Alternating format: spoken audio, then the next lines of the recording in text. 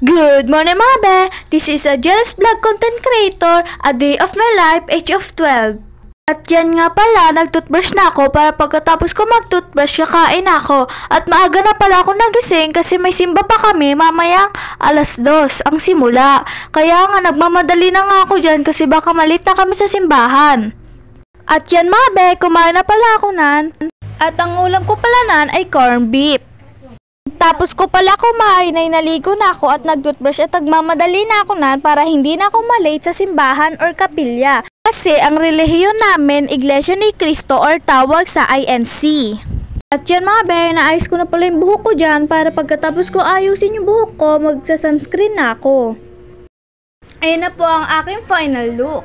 Diba ang ganda? Charot! Ayan po, papispis ka pa dyan, late ka na nga. Wala, nasa labas na ako naghihintay kasi hinihintay ko pa si mama mag-ayos.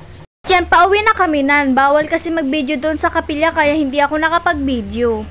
Yun lang guys. Thank you for watching!